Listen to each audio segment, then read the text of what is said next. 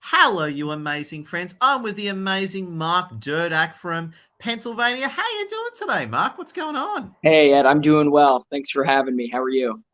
Oh, it's a pleasure having you with us. And to our friends, if you've just chimed in on Facebook, LinkedIn, YouTube, or Twitter, or wherever it is where you're watching the recording, please connect with wonderful Mark and myself. Best place to start is LinkedIn. And please smash that like, share, and comment. Now, I was going to say, Mark, we were just talking a bit off camera. And you live, what, a few hours outside of New York City? Tell us about where you live, because I find it fascinating as a guy from Sydney. Yeah. So I'm about 2.5 hours outside of New York City. I'm in a region they call Northeastern Pennsylvania, NEPA, as everyone calls it. Um, and the biggest kind of city metropolitan area, I don't even know if you want to call it a metropolitan area around me, is the Scranton Wilkes-Barre region. Some people say Wilkes-Barre, Wilkes-Barre.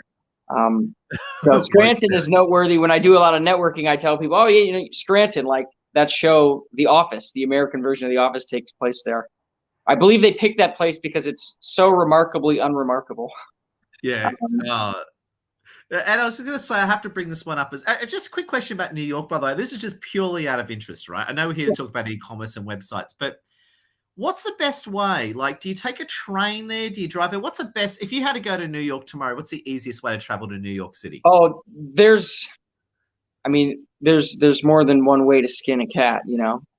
There are a lot of different ways. There's a town about an hour from me in New York, just across the border, New York State, where you can ride a train.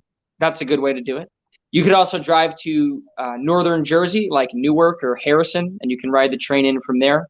So you can go to Jersey, Yeah.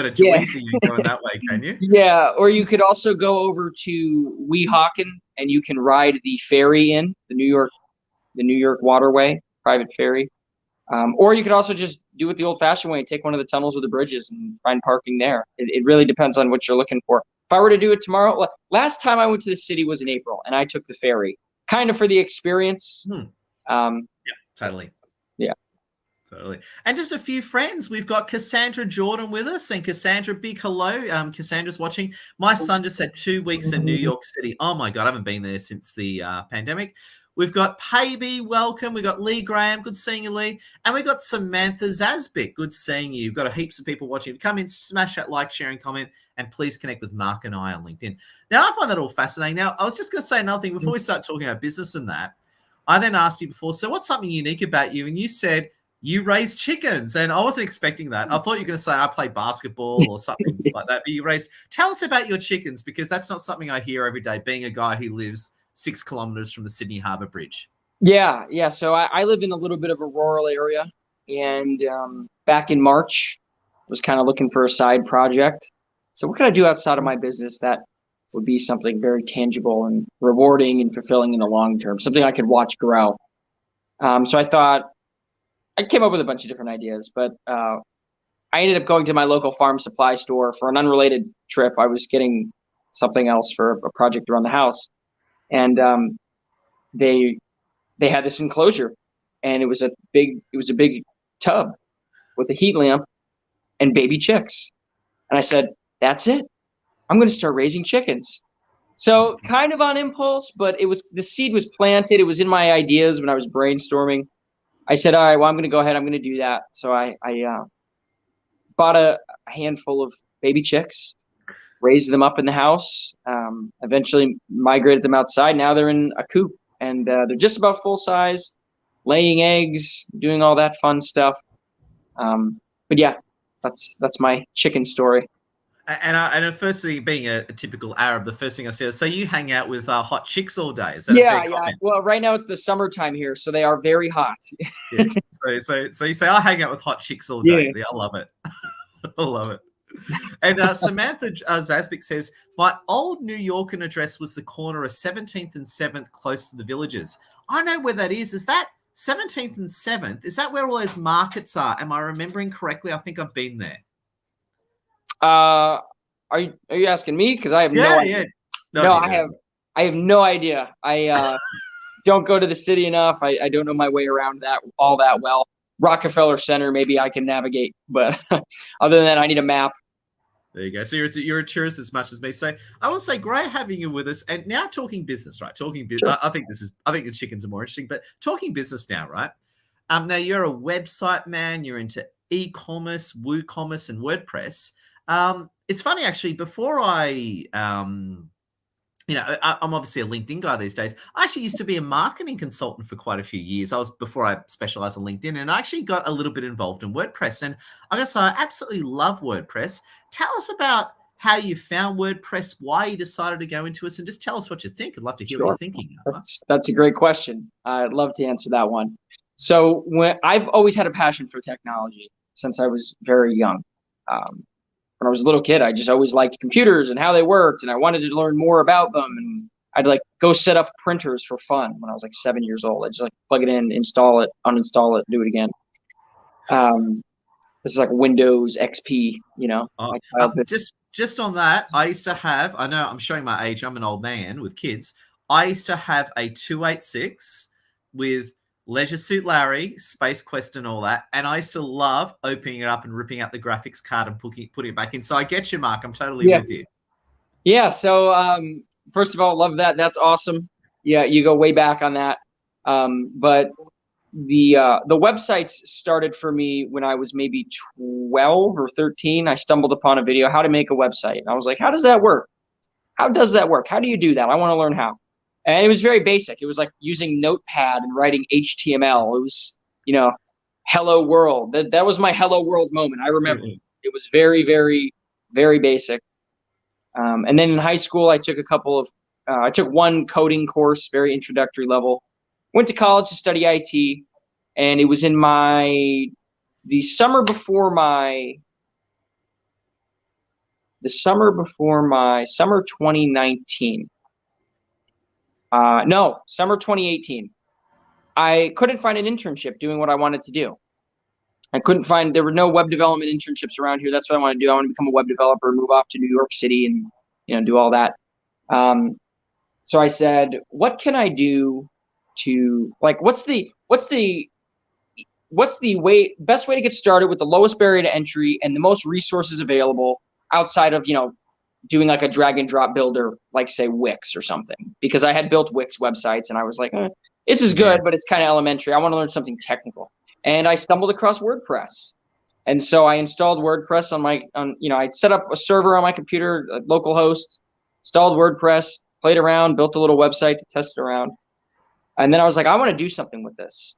So I looked around for internships. I looked around for jobs. It was highly competitive outside of the area, and there was nothing in this area for me. So actually, one day, it just so happened I came across a nonprofit in my area, local nonprofit for military veterans and advocacy for that. Yeah, talking my language, being an old veteran right here. Yeah, absolutely. So I reached out to them. I said, hey, I love what you guys do, but I noticed you don't have a website. I'm looking for some experience. What do you say we set up like a little volunteer opportunity where I'll build you a website for free. You guys will pay for the hosting, which was like nominal. It's like $200 for a couple years. And I'll build you a website. I just get to put my name on it. How's that work? How's that sound for you? And they loved the idea. So I sat down with them. We talked about it. We got, really down into the nitty gritty. I had to go out. I had to learn my skills. And I had, no budget. I was a starving college student. So I'm like playing with like free themes, free plugins, all the basic stuff I've I've upgraded all of that stuff since. But that was what really got me started. And then I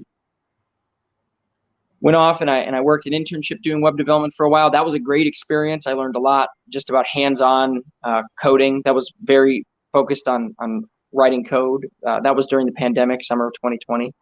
And then I realized hey, this is something I really want to do. So I started networking. I started reaching out to people, and I upgraded my website, did a couple of other projects for some other people. And that's really how I got started with WordPress, and here I am today. And just on that one, because networking is something that has always fascinated me. And of course, and I know for a lot of people watching, how you took off. Now, when you said, I love what you did. You approached a veterans organization. Veterans veterans, of course, very well connected with big mouths. Me being one of them, right? So if they hate you, they'll destroy you. If they love you, they'll take a bullet for you, right? The word is direct. Yeah. Yeah, and they either love you or hate you. That's the way veterans work. You're either awesome or they despise you. I think we're very extreme sort of people, which is good. I was going to say that the bit that interested me, you said you talked about networking. Tell us about when you started networking, because again, and if I can just be honest with you and our viewers, I did not start networking properly until I was like in my 30s, and because a lot of people are terrified about networking. I certainly was. Obviously you went, but how did you get started with your networking? What were some of your opening moves that you did, Mark? Yeah. Well, so first of all, I'm when we talk about networking, I'm kind of grateful. I'm somewhat of an outgoing person. Never really had social anxiety or anything. I've certainly been in plenty of uncomfortable social situations. There's been times where I'm like, I want to keep my mouth shut here, but for the most part, I've always been very outgoing, talkative. I love to strike up conversations with new people. So I already had kind of the foundation. When I got to college, I think it was my freshman year, the first thing I did was I went on Canva and I designed a business card. And I sent an order to the print shop on campus. I said, I want to have business cards. It's just my name, my major, my phone number, my email address. And let's see, what really was it though? So I had the business cards. I was handing the business cards out. I was involved on campus. I did a lot of stuff with student government and with student activities. And I went to a small school. So it was really easy to put myself in a position where I got to meet a lot of people and have an impact and be involved. And through that experience, I met a lot of people and I learned how to deal with new people and kind of listen to people and try to hear what they want and see if I could figure out a way to give it to them. But what really helped me in my networking journey was the 5 summers I worked in the restaurant industry. For 5 summers, I worked as a server or a busser, at a local restaurant, and I met hundreds and hundreds of people. And you would have been really good at that. I can imagine you would have absolutely kicked butt at that. Yeah, I honestly did. It was a great job. I loved it. I would go to work every night and I'd be in a good mood. I'd get out of work late. It'd be like 1 a.m. I didn't have my nights and my weekends, but it was just great. It was great energy. It was great for developing communication skills. And I handed out a lot of business cards. So that was definitely very additive. For when it comes to formally networking in a business setting, that happened when I was getting towards the end of my education at university. I started connecting with people on LinkedIn. I kind of reworked my profile, put my resume up there, and started doing the typical thing, reaching out to people, saying, "Hey, you want to set up a chat? Let's grab a coffee." That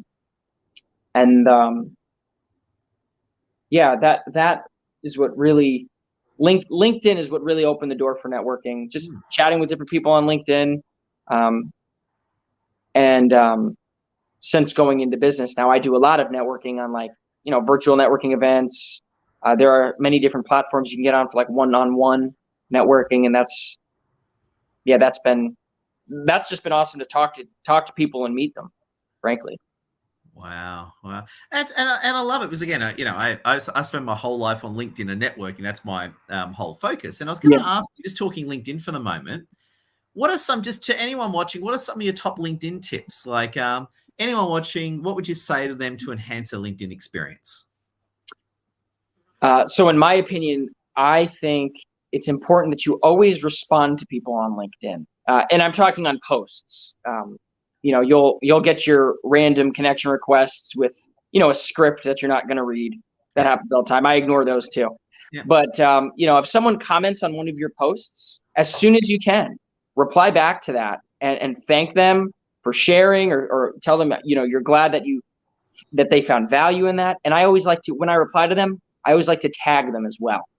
I think it just makes it a little more personal. Thanks for, instead of saying thank you, I'm saying, thank you, Edward. I appreciate your comment. Yeah.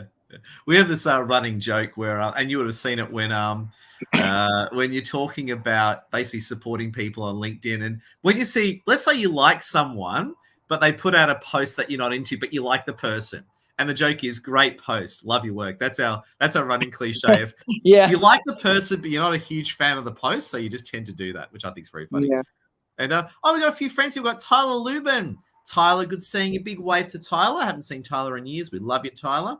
We've got SB Raman. Get to see you today, which is very good. Oh, and Samantha Zasbik from earlier was talking about the village was very bohemian in time. So a bit of a referral back to earlier in our conversation. We're talking about New York.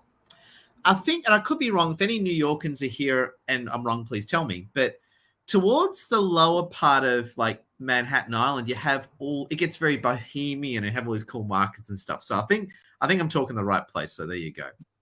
So Mark, I love where you're going. I love your thinking and all that. Now, talking websites, now you mentioned before that, a lot of your clients are business to consumer. So a lot of your clients are retail clients. They sell actual products. Tell us more about the sort of people you work with and some of the cool stuff you've seen, Mark.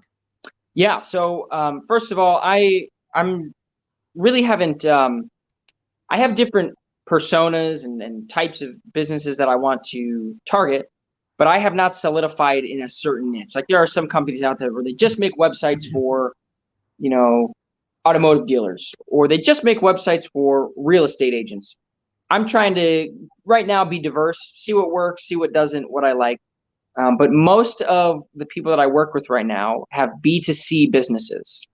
They're either individuals or they're full-scale businesses that serve consumers. So I look at my business, if my clients are B2C and I'm a B2B, essentially I'm a B2B2C. Yeah. So in doing that, like keeping that in mind, when I'm putting websites together for my clients, I like to try to I don't like to get in the minds of my client, but my client's client. It's like they say the customer's always right.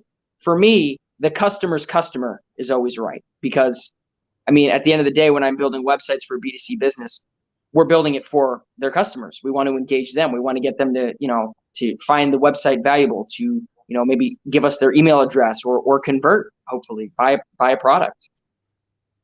Wow. Well, and what are some of the, again, not asking for any confidential details, of course, but Sure. From your clients, what are some of the funny, awkward, positive, or negative, notable experiences you've had? Let me think about that one for a second. Like weird stuff, weird and funny, like your chicken story, something that I'm not expecting. Yeah, let me think.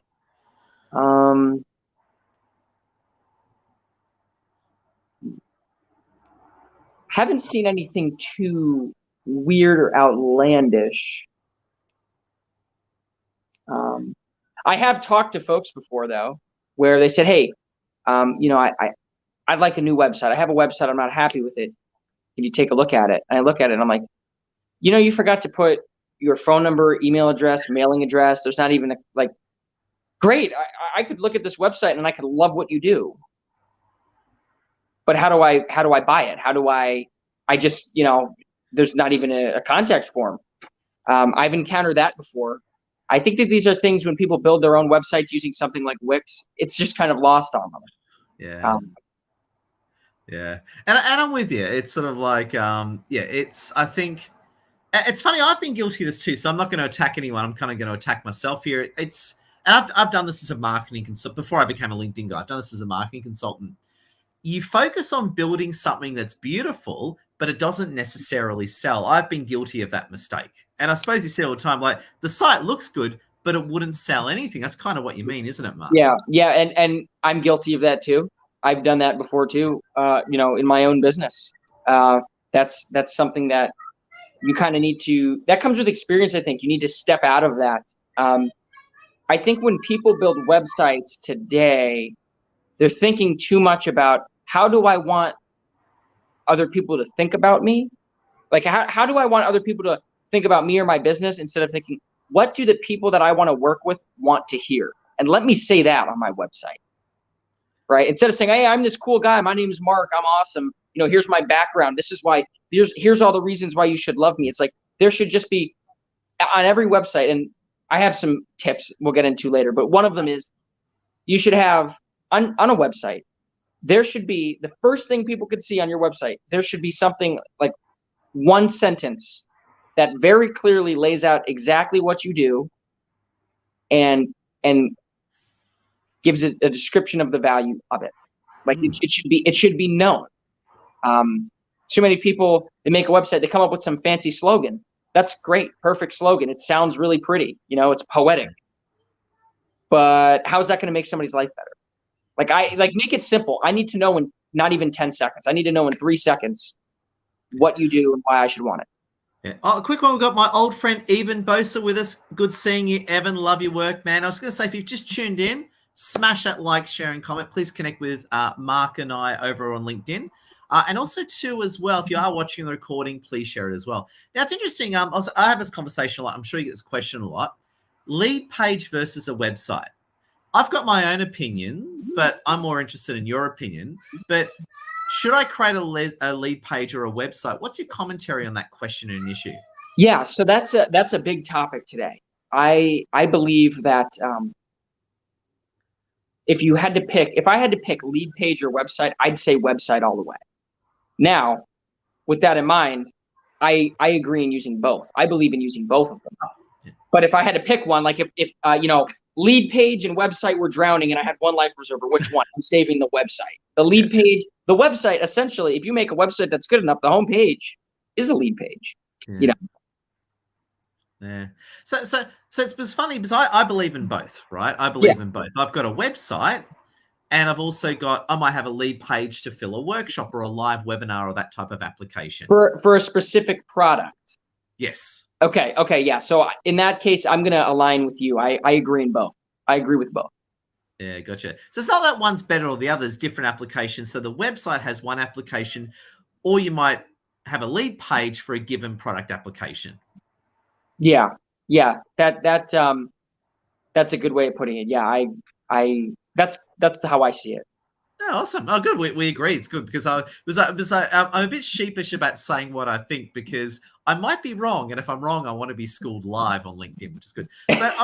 So bring my next point. I want to let you monologue for a while. Please monologue and give us some great website tips to all of our fans watching. Over to you, Mark. Yeah, sure. So the first tip that I had for you today was, again, on your website, it needs to say, the first thing people see on your website, it needs to say something incredibly clear about what you do and the value it brings. I do this for these people so that so that they can have more time. It's very simple. This is basic, marketing yourself. This might be stuff people learn in networking. Apply the same concepts to the homepage of your website. If you're building a website for your business right now, I advise you to have on the homepage, on the cover of the website, one sentence very clearly lays out what you do, and nothing vague, nothing like creating a better future for small businesses. That's too vague. How are you giving them a tax break? Are you installing software? Are you refinishing their carpet in the office? How are you doing that? Tell us very clearly in one sentence, what do you do? The other thing I would probably recommend in not just a web development aspect, but also in the grander scheme of digital marketing as a whole, is unify your presence. Have a uniform presence. You should have the same sort of content, copy, media, the same sort of information being pushed out on your LinkedIn and on your Facebook and on your Instagram and on your website. If your tagline on your website is different than your tagline on your Facebook, that's confusing. That's going to take brain power for me to try to untangle, and it's probably going to make me want to close the page. I'm done. You lost me. It's got to be the same everywhere, and that could be a full-time job. Digital marketing, especially when it comes to social media and managing a website, it could be a full-time job for many small businesses. And just on that one again, I come at things from a very Microsoft LinkedIn viewpoint. That's my bubble, you would say, right? Sure. That's my nerdiness and bubble, right? But what I find is looking at it from that real Microsoft LinkedIn angle, is that like you'll meet someone on LinkedIn, right? You'll meet someone on LinkedIn and you start checking out their experience, and then you'll go check them out on Facebook and Insta, and you'll see something totally different, or you'll see something they probably don't want to have on the internet, right? Yeah. You'll see, and I've had clients, and previously, and please, if you are a client listening, I love you all, but I've had clients lose business because they'll have one image of themselves on LinkedIn, then one of their potential clients will check them out on Facebook and they'll find something that they don't like, right? Yeah. I suppose that's a good point. A lot of people will, let's say, get their LinkedIn right, which I'm all for, but then they'll absolutely screw up their website, or they'll have something either political, or I hate to say it, even, we are alike, but they'll have something which is probably more adult oriented on their Facebook page that scares away business. What's your commentary on that one? Because I see it a lot, Mark. Yeah, I'm right there with you. I totally agree with you. Going back to social media 101 when I was young and in school, they used to have people come in, sit us down in the auditorium. Remember, whatever you say here it's going to be online forever. It's never going to go away. That is true. That is very true. So if you're in business for yourself, or if you have a really, really successful professional career and you're very visible and out in the open, you want all of those fronts, your business and your personal brand, your personal life, your social media. You want it all to be uniform. You want to have the same image, and you don't want people on LinkedIn to see videos of you, I don't know, at the soup kitchen feeding the homeless, and then on Facebook, here I am falling down the stairs, with an empty bottle in my hand. It's like that's not a good look. You need to. Or one time, somebody put it to me very well when I was one time at band camp, right? One time at band camp. But I had this manager when I was in the restaurant business. I had a really good manager. He was a great boss. I learned a lot from him. And one thing he told me about social media. This was around the 2016 election in the United States. Very hot topic. This was like people were losing friends because of what they were saying online. It had nothing to do with business and everything to do with business. Yeah. And he said, the best thing to do is before you post something on social media, before you put something out there, ask yourself, is this polarizing? Would most people consider this polarizing? I'm all for, free expression. If you feel this way, if you look at the world this way and you want people to know that, go ahead. But understand, especially today, you can do or say things that could, quite frankly, annoy half of the people that might be in your target audience. So, posting things that paint you in a little bit more of a casual light is one thing, but going online and sharing political ideology, that's a no go today. You talk about that in your living room with your friends. That's It's interesting. Again, I'm not here to be political. I love everyone, right? So again, not talking politics, but just a funny quote. I think it was Michael Jordan that said this. So again, I'm just going to obviously just censor it. So we're not here to talk politics, and we're here to talk business more. But basically, a journalist that was trying to ask Michael Jordan a gotcha question. And for those that are watching, Michael Jordan, top basketballer, he's a very smart guy. Like apparently Michael Jordan has like a genius level IQ. All right. He's a legend. He's a legend. Yeah, but he's also a great guy too. He does a lot for charity. So I'm actually even wearing Jordan shorts. There we go. Awesome. There you go. So I love I'm not into basketball, but I love the man. But one thing, this Omis journalist was trying to ask him a gotcha question, saying, "Hey Jordan, how come you don't get political and attack basically, this group of people, like the other half of America?" And he said his answer was, "Oh, because Republicans buy shoes as well." Yeah, there you go. Exactly. Yeah. Exactly. Yeah. Everybody's money is green. And if you're in business and if you're trying to, offer a product or service, there's really no need to allow political ideology to get in the way. So that was my second tip: maintain a uniform presence across all fronts. And then the last one is update things regularly. Update your profile regularly. Change your profile picture. Change your website. Yeah. Tweak it a little bit. You don't have to redesign your website every quarter, but try something different every once in a while. And you can use a lot of analytics and different ways of capturing metrics today to track that and see what works and what doesn't. You could change the sentence. Going back to my first tip, you could change the first sentence on your website and your cover above the fold. You could change that, and you could see your conversion rate increase 5-10%, which is considered, that's pretty good if you're pulling in a decent amount of visitors. So,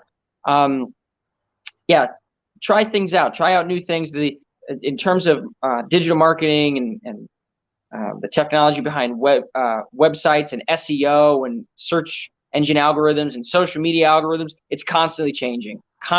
Every 6 months, it's something new. So try out something new. Try out something different, because it's not static. Yeah. And also, too, did you? I don't know if you saw my new profile photo. Do you like my new profile photo? What do you think? I do. I love it, and I really liked the photo you shared with the LinkedIn pen. That was a good one. Oh, and I gotta show off. Do I have your permission to show off, Mark? Yeah, of course. Ryan Rolansky, the CEO of LinkedIn, saw it and liked the post. Oh, yeah, that's awesome. That's the kind of thing that would hype me up. That would make my day. I got to get myself one of those LinkedIn pens, but I'm sure they're only, you gotta be a LinkedIn guy like yourself. We'll see what we can do, Mark. I'll see if I can hook you up. We'll look Please. after you, Mark. We'll get that sorted out. Right. Look, without showing too much behind the curtain, I've got a good supply of official LinkedIn merchandise. So there you go. But we'll see what we can do, Mark. All right, sounds good. In fact, send me your address, Mark. I'll see what I can do. I don't know if it'll be easy to get to, but just send me your address. I'll at least go check it out. All right, I will. Appreciate that. Send me your postal address, and I'll see what I can do. So, we got Anna with us. Hey, we got Anna Goldsky. Good seeing you, Anna. We love you.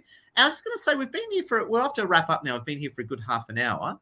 Mark, I want to say a big thank you for joining us. And to everyone watching, please like, share, and comment. If you've just come in, please go back to LinkedIn and watch the replay. Mark, can we just get any closing thoughts from you? And also tell us about how people can work with you if they're interested. All yours. Yeah. So closing thoughts. Again, just a quick review of the tips. On your website, people need to know what you do. They need to know it that quickly. Like, it's an attention economy. They need to know ASAP. Maintain a uniform presence on your social media profiles and on all of your marketing, all of your marketing formats in your personal and professional life, if you're a business owner or individual. And then regularly update things, try out new things, and track them. See how they perform. If you don't track it, you don't care about it. So if you care about your website views, doesn't hurt to open up a Google Sheet and start entering that data in and seeing where you are today and where you might be tomorrow. In terms of me, to get in touch with me, you can reach out to me on LinkedIn. I'm sure, Ed, you'll be able to tag me on this. You can visit my website, avistechwebsolutions.com. It's AVISTECH websolutions.com. Or you could also email me at mark.durdach@avistechwebsolutions.com. I'd love to hear from you. I'd love to connect. I love networking. I love getting to know new people and communicating. So please reach out if you want to have a conversation. And final point, I asked the origins of your name. Tell us where your name is from so you can set me up for my obvious cheesy joke. Yes. So my name is Durdach, and from what I'm told, obviously that's my father's last name, so it comes from his side. It's Austrian, and the last four letters of my name, D-A-C-H, they spell a word that translates to roof, if I've been informed and if I understand correctly. And on my father's side, I come from a long line of craftsmen, people that build homes. So, fun fact. There we go. So obviously that sets me up for the line is I build websites, e-commerce, retail. Sorry. Yeah, before we got on the call, I said get to the chopper. Yeah, there you go. Get to the chopper. So yeah, look, I am a dad. I'm a cheesy Arab Australian who just indulges in shitty jokes. So I wish to apologize officially on behalf of my whole civilization for that. There you go. But Mark, big thank you. Thank you everyone for watching. Mark, to sign off, can you give us a final thought? We're going to finish it there.